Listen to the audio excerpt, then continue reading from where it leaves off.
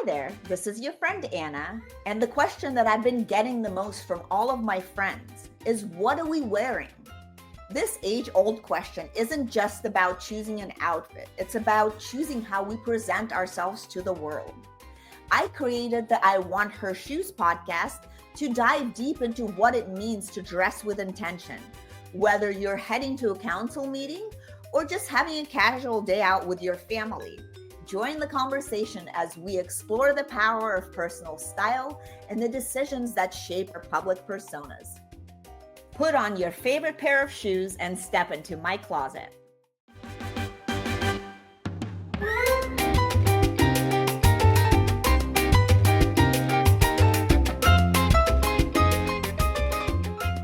Welcome back to the I Want Her Shoes podcast, where we talk about power, presence, and personal evolution in every season of life. I'm your host, Anna Anisin, and this week's episode is personal. We're talking about breasts, but not just the glossy, edited, get the perfect body kind of way. We're talking implants, explants, lifts, decisions, regret, reinvention, and the deep emotional journey that often runs underneath us all.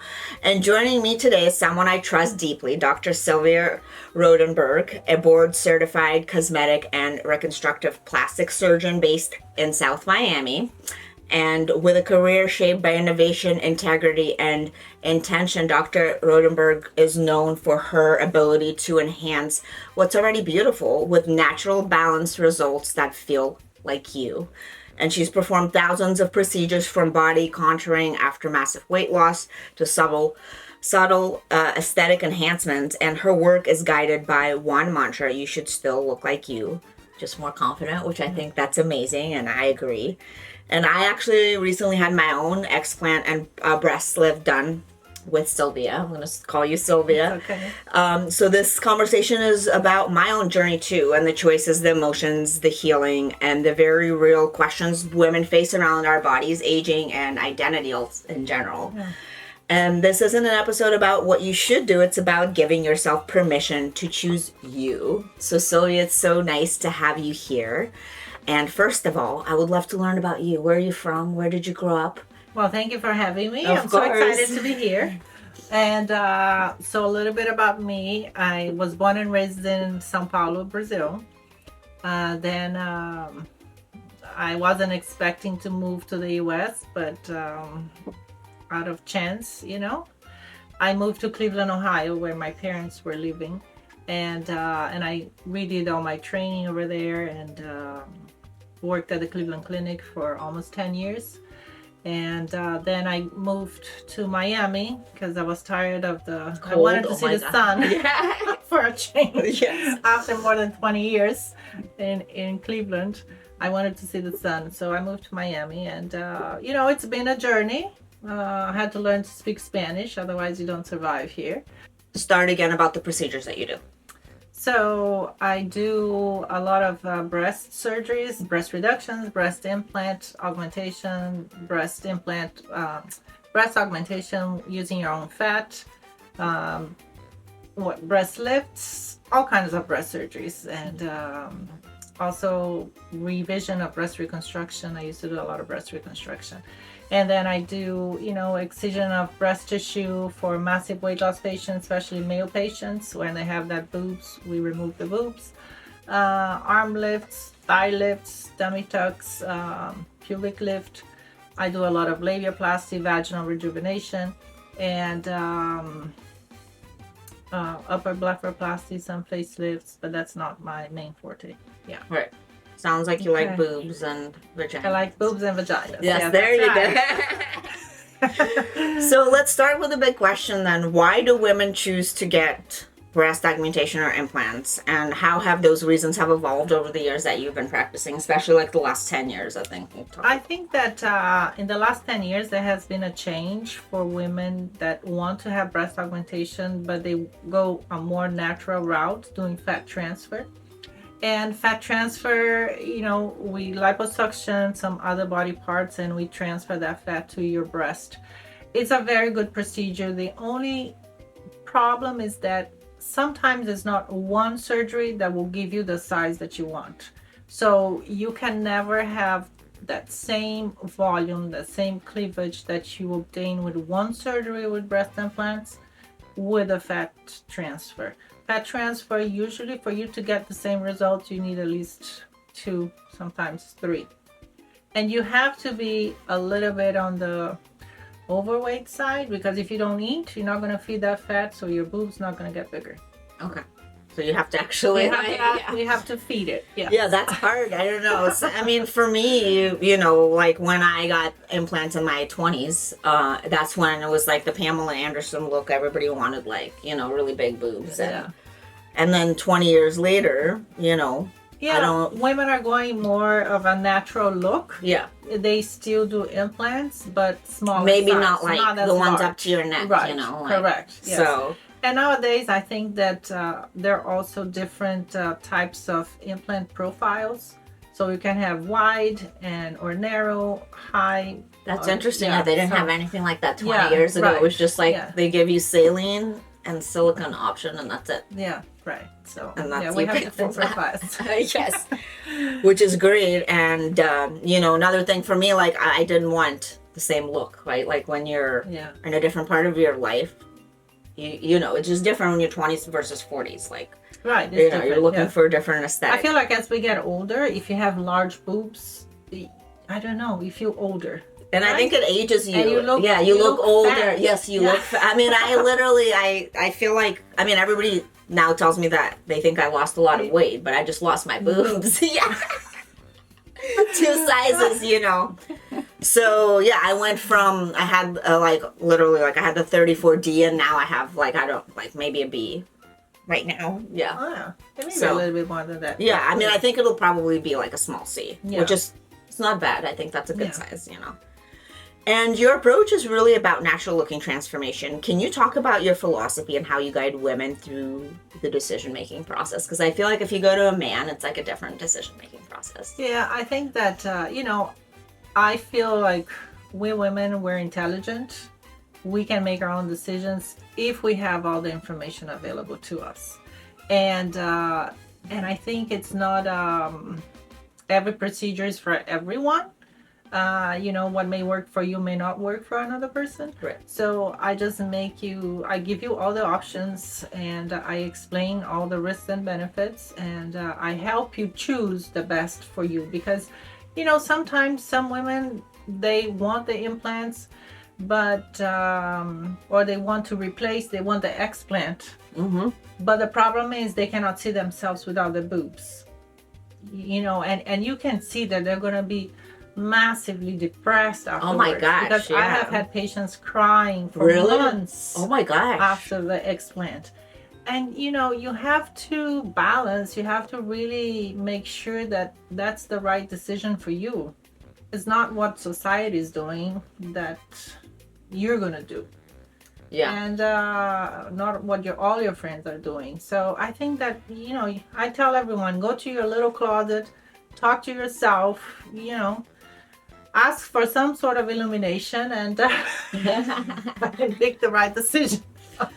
Well, I mean, I think it really, because, you know, for me, it was not, my boobs were already like all messed up, you know, because of the kids, and I needed to get it done, right? But I still had fears about it. So, and I put it up like way to the end of the 20 years that you're, because they tell you with silicone, at least it's still the same now, that you have to take it out in 20 years. Yeah, with silicone, you know, they're not forever. Now, even at the implant box, it says that, you know, they're foreign devices. They don't last forever. So you should replace them. Now, are you going to replace them every 10 years, every 20 years? Some patients last a little bit longer, others don't. Yeah. Now, mammography and ultrasound, they're very sensitive nowadays, and most radiologists will tell you if they suspect a rupture. Ooh. So it's a little bit easier. And if something happens with the rupture, is it like, you know, I mean, do you just have to go get it removed like right away? You don't have to get it removed right away. I mean, it's better. Like leaking slowly into your body. Because no, I don't think it leaks into your body, because when you have implants, because the implant is a foreign body, your body knows it's foreign, so it creates a capsule around it to protect you. Oh, that's so cool. It's your own body trying to protect you. And that capsule is going to keep that ruptured silicone in there. Okay. So, I mean, unless it's been ruptured for 10 years, that's then it starts to leak around the capsule, yes. Well, we don't want to wait. You don't want to wait that long, right? Yes. But I think what I was trying to go with that is like, I think if you don't really have, like, if you still like your boobs and you just have to replace it, that's probably harder, for people that are so used to seeing themselves like patients, that. Yeah. Yes. For some women, I was excited. I'm like, I'm like lighter now, No, yeah, and I have some patients that every time you replace the implants, if a patient wants to go smaller, most of the time they won't need a lift. And if they don't want the scars, they don't want the lift, then we may have to put an implant a little bit larger to fill up that whole envelope that they had. Because when you remove the capsule, you remove some tissue, so everything, the space is a little bit larger inside. And so that is tricky, because you have patients that they don't want to let go of their boobs. And I didn't want the scar either, so right. That was a big thing for me. Like, I was So you just have to, I don't know, you have to compromise. Yeah, I mean, again, like, it's... But, have a saggy boob or you have a scar. Like, I guess right. Or I didn't want to. That's the thing. I didn't want another bigger implant. That was just too much. Yeah. So. But you can always put an implant back in if you want to. If you're really desperate, if you cannot function socially afterwards. Well, I'm okay, but I mean, I'm sure some people, because and your clothes, I had to get rid of like most of my lingerie because I'm not ever going to be a D. Yeah. So that was kind of like, and you can't give that to anybody, you just have to throw it out. No, you have to throw it out. Yes. But I have had patients that 3 years later or 5 years later came back and they say, I want my boobs back. Okay. Hey, you never know. Maybe you have like a new, like something, you go through another like kind of changing moment in your life, right? Yeah, exactly. Yes. And now let's talk a little bit about recovery and what does that look like both physically and emotionally after breast lift or explant procedure. So, I mean, we'll maybe talk about what you see in patients and I could tell you my experience after. So I think that the explant and the lift, it's not a very painful procedure. Patients, for the most part, they're almost back to normal after 2 weeks. I have to hold them back and tell them that they cannot exercise, they cannot go to the pool yet, or spa, or sauna, just because they're feeling great. Right. But otherwise, it's a smooth recovery. I don't know what's your experience? Yeah, I mean, I think it was pretty smooth. It was better than the first time. The first time, I just was really like, I felt like somebody put like a brick on my body. So that was very weird to get used to, and it was painful too. So, but this time I felt pretty good until you took the tape off. The Preveno off. Yes, and now I feel like I feel sore. Like now I mean, I don't feel that bad, but I definitely feel like, No, yes. Like, especially underneath the boob, it's very sensitive, and it's always like, hot and everything. Yeah. And it's like... I think that, the scar itself, any scar, any part of the body it can take up to 2 years to fully mature. Yeah. So it's important but I think that, stretching after a month is important, so you help the tissue recover a little bit better. Yeah, so how long, like, for exercise? Usually a month. Okay. So a month is good? Any kind of exercise? Any kind of exercise, yes. Yeah. Mm-hmm. So that's not that bad then. No, it's not that bad. Yeah. And let's talk a little bit about post-weight and weight loss patients. How do you approach body contouring in a way that honors a woman's full story, not just like the after photo? So weight loss patients, especially with those Ozempic, right? Yes, and it's tricky because sometimes you can reshape your whole body. You can do tummy tuck, you can do arm lift, breast lift, removing the skin on your back, on your butt, everything, thighs. But sometimes they still look in the mirror and they see themselves like the same. Yes.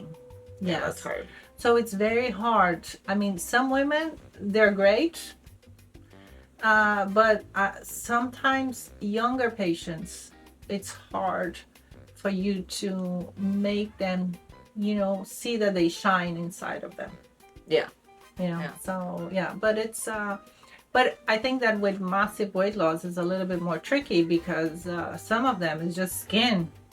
They have nothing, especially for the what do you boobs. do with that? Especially, yeah, like if you have nothing, and then some of those people like lose way too much. Like I feel like people can't stop losing the weight, right? Yeah. So then you like literally just, that's hard, It's hard. It's hard because they keep having more skin and skin, and even some massive weight loss, during surgery you tighten everything, you look super tight. The nurses tell you, oh, this is gonna be a problem because the wound's gonna break down, but no, after surgery they still have a little bit of excess skin. I'm like, why did this happen?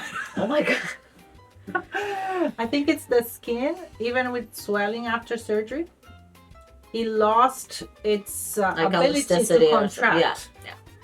So even a little bit of swelling that they get, they can't get it back. So, yeah, that's hard. Well, that's hard. Exercise, right? Like, yeah, I mean, and eating well. Yeah, right? Yeah, everything. It's like taking care of yourself. Yeah. But a lot of those massive weight loss, they had either gastric bypass or gastric sleeve surgery, where their absorption is a little bit more limited. Yeah, no, that makes sense. Yeah. And let's talk a little bit about the plastic surgery and shame. How do you help your patients move through the social stigma, or should I feel guilty for wanting this kind of vibes? Because I'm sure. I mean, maybe you don't see it as much in Miami, but I feel like you must have some of that, right? I see more with young women coming in with their mother. Yeah. Okay. So especially for labiaplasty, or even sometimes for breast surgery. Right. Because some girls are born with one breast very small, well, that and the was other me, one very large. Yeah, that happened to me when I was. And the mom doesn't understand why they want to have surgery. They say, "Oh, you should wait until you have children. You're gonna breastfeed." Yeah, but what do we do until then? Now. But what do you do until now? Right? Yes, and even if they have enlarged labia, I mean, eventually they're gonna have sex. They don't want to have sex because they have enlarged labia. So I try to explain to the mom that you have to honor your daughter's request and decision, and I mean, it's gonna be her life. Yeah, and I guess for those kind of things, is it better to do it when you're younger? Yes, I think so. Yeah, because it empowers them. Yeah, it gives them, their self-esteem really rises. They feel a lot better. Yeah. No, and that's great to hear. Yeah. And for women considering surgery but overwhelmed by options of horror stories online, because I feel like we see some kind of crazy things, what are some of the most important things, maybe a couple, that they should know about making informed, safe decision, because like before going to somebody, because I feel think that you really have to feel comfortable with your surgeon. Yeah. Because if something goes wrong, you need to be able to hold hands with a surgeon. Call, and they have to be available. Yeah. If you don't feel that connection, I think it doesn't work. I mean, I do have patients that come to me, and if they have a very difficult problem, or if I see that their mind is still not there, I tell them, go visit other surgeons. Get different opinions, see what the other ones say, and see which one you connect more, and make sure that the physician has hospital privileges. Right.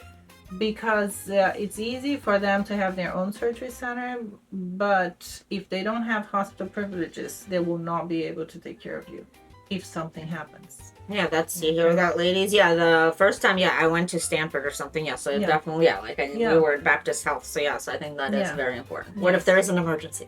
They would have to rush you to the hospital. They have to rush you to the hospital, but then that surgeon cannot go to the hospital. Oh, really? Because they have their own ones? Oh. Because if the physician does not have privileges, it cannot operate in the hospital or any hospital. You will be taken care of by somebody else. Yeah, and that's kind of scary because you don't have that trust with that person. So and the other person doesn't know what the first one did. Yeah. So that's really And what do women in Florida specifically need to know or understand about doing this here versus like in New York or California? Are there any differences in the surgeries or like any kind of requirements? I think it's you should watch out for who's the anesthesiologist, if you really have an anesthesiologist, or if it's the surgeon that is giving the IV and sedation. Because you want someone to monitor you, Right. and also if they're board certified, if they have hospital privileges, if they do a lot of the procedures. You look at their reviews. I guess nowadays it's all online, and it's it can be scary. Because some people that well, good, because I always read like there's, especially in Miami, or like there's like these like fake doctors that do all these things, and then people get infections and then they die. Correct. Yeah, so don't do that. Don't like, it's not something you should save money on. This is like your own body, and it's something you definitely should go to a professional. That's right. And sometimes you see patients, they come in with a $20,000 outfit, but they don't want to spend $5,000 in surgery. Yeah, well, maybe it's a fake outfit then, huh? You would hope, no? Yeah, pretty much, I mean, you would hope. Well, speaking of outfits, your job requires you to literally always be in scrubs. How do you bring beauty and individuality into your daily life? Whether it's, through, like, what do you do? Is it jewelry, scent, skincare? What do you do? Yeah, I like, my perfume. I wear Jo Malone. And, I love Jo Malone. Yes. Just ordered some soap from them. Yes. And lipstick. But, I always see cool jewelry on you. And jewelry, yeah. And cool glasses. Okay. Yes. Yeah. And before COVID, I used to dress up every day for work. And then what happened? COVID happened. And we got lazy. Yeah, but you all, like, the whole team looks really cute, especially when you guys are matching in your purple and pink outfits. We try. At least it's comfortable. You're always comfortable. It is comfortable, yes. And you always joke about, that AI is not going to take your job. So I wanted to ask you a question about that. How is AI or just science in general changing, these things? Are we going to be able to like grow an ear, or can we grow like some skin? Do you know what I mean? So then we can like have extra skin, or like things like that. Where are we going with that? It's super interesting. I think that AI is going to change medicine. It's changing. It has changed already. I have a friend that she's in vitro fertilization gynecologist, and she works in New York, and she was telling me that men that before they couldn't see any sperms, now they have a device, and an AI looks for the sperms, and the AI always finds one sperm that can fertilize an egg. Hey, I mean, I guess. So she said it's crazy. It's like life changing. Yeah, it's life changing for a lot of men that before they were told that you cannot have a child. Wow, that's cool. Yeah. So I think that it will change. I mean, we already are seeing, robotic mastectomies and reconstruction. So it's going to change, and I feel like in a way AI can empower women, because you're able to research.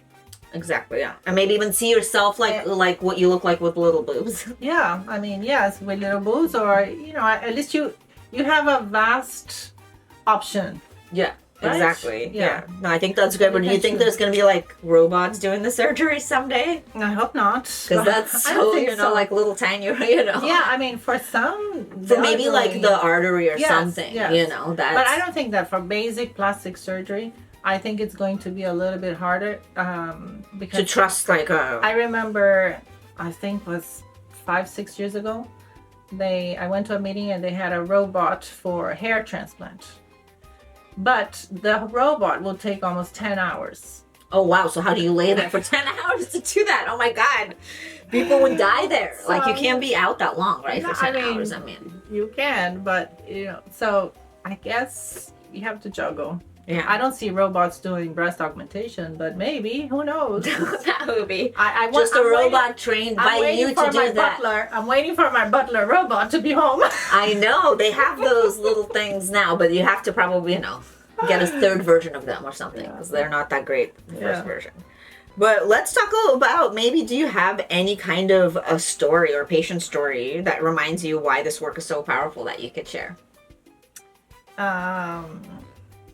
You don't have to mention their name, but... No, yeah. I think that,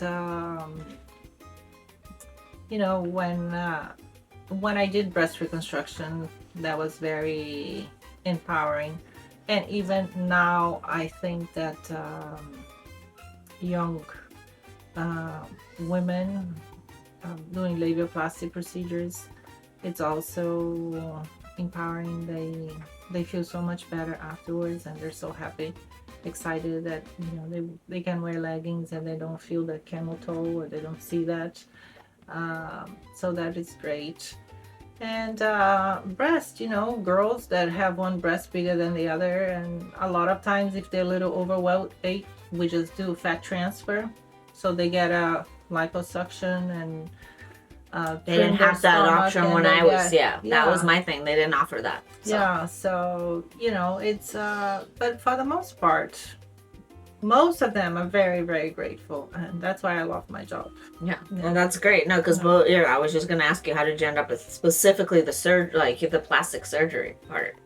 I think it's because I can't even look at these things. It's very artistic, and the good thing is every case is different. Right. You have to tweak a little bit because the tissues are different, your elasticity is different, the way your scar is different. So so it's like you're an artist, like you're almost like a sculptor. Yeah.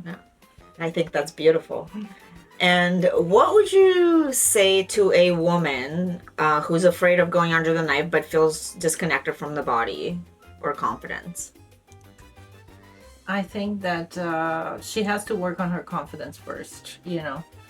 And then go and have surgery, because if you're disconnected, you can have 10,000 surgeries. Yeah, and people do. They keep on doing the surgeries, and I know those people that have like so many of them, and they're never happy. They keep on going back. Happy. Yeah. Right. So what do you say? I mean, do you turn those, I guess, what do you say to those patients that keep on coming back to you for more surgeries? Sometimes I turn them away, and sometimes I tell them, I said, go find a second opinion, because I don't think I'm not able to help you anymore. I've done, and you see a lot of that with breast reconstruction patients, because I feel like with breast reconstruction, it's hard, when you have a breast augmentation for cosmetic reasons, you want that big boob, right? Right. So it's something that it came from inside of you. You chose to do that. Yeah. When you have breast cancer, you don't have to lose your breast. You don't choose, and we are never able to give back to you what you used to have, and the feeling is totally different. So you see a lot of women they're unhappy because the way they look, the way they feel is not the same, and they lose an intimacy with their husband or partner, and it's very difficult, and it's mental. It's a lot of mental work, and we can try and change everything, but it's really, unfortunately, there's so much that we can do. Yeah, that's true. Well, you're trying. I think that's great, And how has your own relationship to beauty evolved over your career of doing this? My own relationship. Some days, especially when you had a party the night before, and you drank a little bit and eat a lot of salty food, and then the next morning you wake up and your eyes were swollen and you have to go to work. Oh yeah, and you have to really do very serious, precise work. And you're like, oh, I look like, but then I have to pause, look in the mirror, and you have to find that shine inside of you, to keep it going. No, I think that's awesome. Yes. Well, let's do this fun little round of this or that. Okay. Lift or explant or both? Well, I did Wow. both, obviously. Yeah, do both. Yes, I think both is a better option. Yeah. Yeah. Implants in your 20s or confidence in your 40s? Both. Both. Yes. there you Both, go. because you had fun with your implants in your 20s. I did, yeah. Yeah, and now you're done. That's Yes, exactly. It's kind of like, yeah, losing. It is kind of losing a person, like kind of the other, shedding like Yeah, the other shedding, yeah. persona that you had. So I think that's why it is hard for We people. all evolve, right? Yes, exactly. It's We part of grow. life. Yeah, it's part of life. Yeah. Natural symmetry or sculpted perfection? I think it's natural, asymmetry, because it's really hard sometimes when you try to reach perfect sculpting or symmetric, it's hard. It's really, really hard. Yeah, well, my boob went back to being smaller anyways, even after getting them done. Yeah. Like 20 years ago. So I guess your body kind of goes back a little bit to what it's supposed to be. Yeah, Naturally, so. Well, and with age, our boobs tend to get bigger. Yeah. Yeah, Yeah. people forget that we get fat. Yeah. Lymphatic massage or compression garments? I think lymphatic massage is very important, and it helps your whole body overall. So Yeah. I'm very pro. And is it okay to have a massage. massage now? Yeah, it's okay. Okay. Yeah. Awesome. Mhm. Breast lift or high neck blouse confidence? I guess could be both. It could be both. Yeah. Mirror work or meditation? Oh, both. Yes, I agree. Both. Well, Sylvia, thank you not just for your gifted hands, but your grounded truth, kind energy, and unwavering commitment to your patients for Thank making you. them better. And my own journey, also from augmentation to explant to lift, wasn't just physical, it was emotional, spiritual, and honestly freeing. Thank you so much for making me feel so comfortable. Thank you. Yay. Mwah.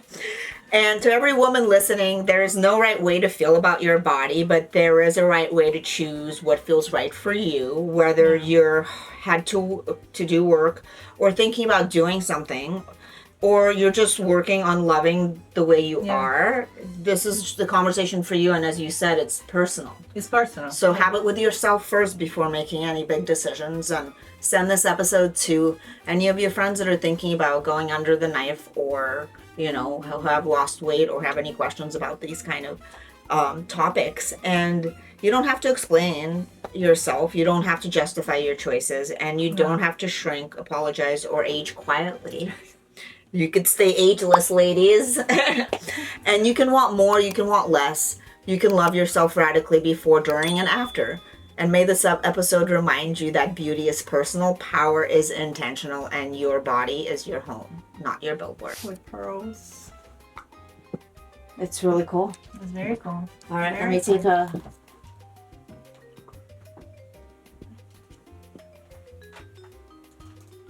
See, why don't you stand a little closer to here? 1. Perfect. And then let me do...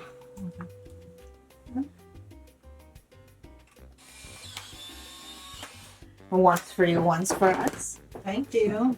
So cool. I know. Oh,